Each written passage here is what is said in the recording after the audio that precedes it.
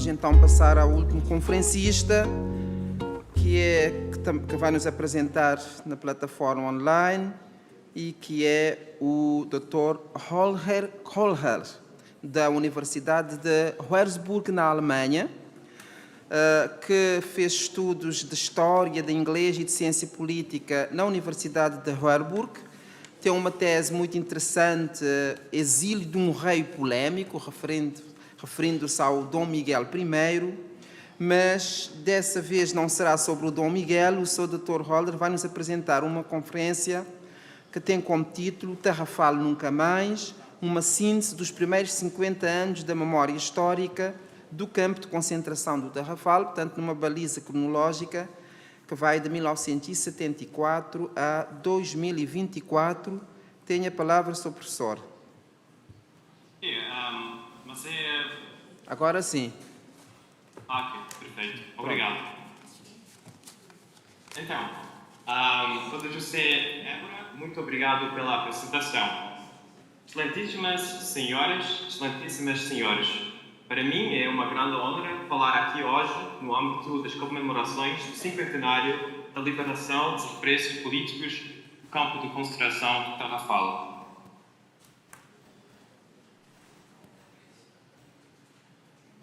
Gostaria, por isso, de agradecer aos organizadores, em especial ao IPC, pelo convite e pela oportunidade de falar com importantes especialistas sobre a história do campo de concentração. Antes de mais, gostaria de prestar uma homenagem especial aos antigos presos políticos presentes e a todos aqueles que trabalharam para preservar a memória do Tarrafal nos últimos 50 anos. A preservação e a continuação da memória histórica sobre o Tarrafal, como disse o título do simpósio Memória em Liberdade, é algo do nosso encontro de hoje. De fato, nos últimos 50 anos, desde que o campo de concentração foi encerrado, muito foi feito para cumprir o dever da memória. A seguir, apresentarei uma primeira tentativa de organizar os últimos 50 anos da memória histórica do Tarrafal em 3 períodos significativos, além de destacar os pontos altos da memória histórica e de demonstrar as tendências da transnacionalização desta. A transnacionalização, ou seja, a superação das narrativas nacionais para uma história comum entre Portugal, Cabo Verde, Angola e Guiné-Bissau, desempenhar um papel particularmente importante. A seguir, a primeira fase da memória histórica. A memória em conflito entre a narrativa nacional e a diplomacia pós-colonial. Os primeiros quase 20 anos da memória histórica sobre o campo de concentração do Tarrafal são caracterizados por 2 linhas de tensão. Por um lado, existia uma forte vontade em Portugal de se reconciliar com a própria história de sofrimento de suas vítimas associadas ao Tarrafal, enquanto a segunda fase e as vítimas das 10 colónias foram marginalizadas.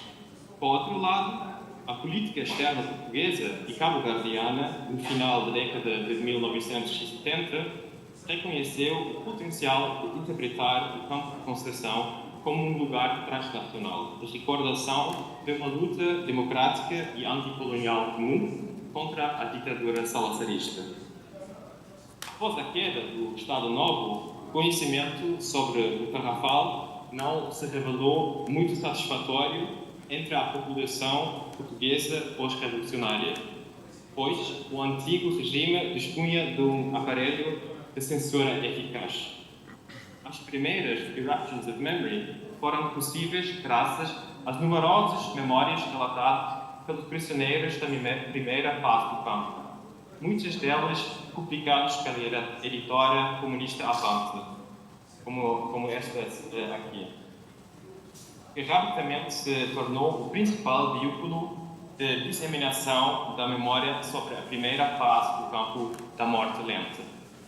As experiências dos prisioneiros africanos foram inicialmente desconsideradas. O Ministro da Cultura para a reabilitação geral do antigo campo de concentração, na altura quase totalmente abandonado. campo de concentração Tarrafal passa a ser um lugar transnacional da memória. A transformação do local do antigo campo num memorial histórico foi abordado pela primeira vez na segunda metade da década de 1990. Nessa altura, o local do antigo campo encontrava-se em condições indignas para o seu significado histórico, como descreveu o antigo presidente do IIPC, Carlos Carvalho, numa entrevista. As casernas estavam abandonadas, os portões estragados e todos os tetos danificados. A segunda restauração do antigo campo de concentração foi conseguida através de uma cooperação organizada pelo então Ministro da Cultura de Cabo Verde, António Jorge Delgado, e o seu homólogo português, Manuel Maria Carrilho. O projeto foi concluído em dezembro de 2000, incluiu o restauro do local e uma pequena exposição museológica numa barraca no exterior do campo. O Estado português absorveu metade dos custos, 3.000 contos. A outra metade foi financiada pelo Tesouro do Estado cabo-verdiano. O Museu da Resistência, como era inicialmente designado, foi inaugurado pelo então primeiro-ministro Gualberto Rosário. Ainda que o projeto tenha sido realizado através da cooperação entre os dois países, a exposição foi fortemente orientada para as necessidades comemorativas de Portugal. Apenas a primeira fase a fase da história do campo, e, portanto, exclusivamente o sofrimento e a resistência português, foi representada e ilustrada com objetos expostos. Paralelamente, em Cabo Verde, o IIPC, fundado em 2003 pelo Ministro da Cultura Jorge Tolentino e dirigido por Carlos Carvalho, esforçou-se por preservar numerosos sítios históricos do arquipélago, incluindo o antigo campo de concentração. A primeira inclusão do campo na lista indicativa do Património Mundial da Unesco, em 2004, impulsionou o trabalho de recuperação do local como objetivo a longo prazo. Em 2006, o campo de concentração foi finalmente declarado Património Cultural Nacional, o que lhe conferiu um estatuto privilegiado e digno de proteção. O auge do trabalho do IIPC e várias outras instituições foi o Simpósio Internacional de 2009. Sem dúvida, o mais importante evento de comemoração sobre o Tarrafal até essa altura. A lista das numerosas instituições e atores envolvidos no planeamento e na realização do simpósio mostra, por si só, que se tratou de um evento comemorativo de grande significado. No dia 28 de abril de 2009, o simpósio foi solenemente aberto. Na ocasião, José Maria Neves declarou que o Tarrafal era uma história coletiva de sofrimento e resistência para todas as nações afetadas e criou o que poderia ser descrito como uma cultura transnacional da memória. Segue-se um excerto do seu discurso. E que nestas paredes estão guardadas histórias de pessoas, de povos de Angola, de Cabo Verde, da Guiné-Bissau, de Portugal, escritas com suor, sangue e lágrimas, que adubaram o chão da luta e fermentaram as ideias da independência das ex-colónias portuguesas e da resistência antifascista em Portugal. Este campo é património de toda uma humanidade em luta contra o fascismo e todas as formas de totalitarismo. No simpósio foram apresentadas inúmeras intervenções sobre a cultura da memória. Os oradores sublinharam as convergências entre a experiência portuguesa e luso-africana da resistência e do tormento no Tarrafal. Apesar da distância temporal entre as duas experiências de campo, o certo sofrimento partilhado e a possibilidade de comunicação através de uma língua comum permitiram uma comunidade de sofrimento e da resistência para além das fronteiras nacionais e temporais. Na teoria do sociólogo francês Maurice Albert, encontraram-se assim dois campos sociaux de la mémoire diferentes que se fundiram numa memória transnacional comum devido à semelhança das experiências. O evento terminou com os discursos do presidente cabo-verdiano Pedro Pires e do ex-presidente português Mário Soares. Pedro Pires sublinhou no seu discurso que o simpósio internacional tinha sido um passo importante para atingir o objetivo comum de transformar o campo de concentração num espaço transnacional. O relatório final do simpósio, com as suas numerosas recomendações, apontou o caminho para uma futura cooperação em relação ao Carnaval. O campo de concentração do Tarrafal no caminho para se tornar patrimônio mundial da Unesco. Com a expansão do museu, o foco da memória deslocou-se finalmente de Portugal para Cabo Verde, o que representou uma mudança de paradigma na memória do Tarrafal, uma vez que, compreensivelmente, foi dada mais atenção à segunda fase do campo e, portanto, à perspectiva da luta e do sofrimento dos combatentes africanos de independência. No entanto, a cooperação transnacional com Portugal e com os outros Estados luso-africanos continuou, o que eu gostaria de ilustrar, sobretudo, com a candidatura do antigo campo de concentração a Patrimônio Mundial da Unesco. Parece, portanto, razoável iniciar a fase final da memória com a expansão do museu no local do antigo campo. Nos 70 anos que decorreram entre o Simpósio Internacional e a reabertura do museu em 2016, foram efetuadas alterações estruturais consideráveis do museu. Por exemplo, a área de entrada foi renovada e foi criado um percurso educativo para os visitantes.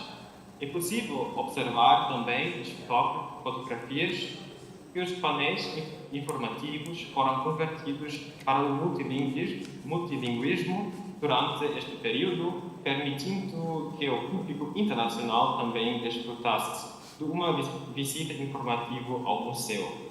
Além disso, o museu passou a designar-se Museu do Campo de Concentração do Tarrafal, um outro sinal inequívoco.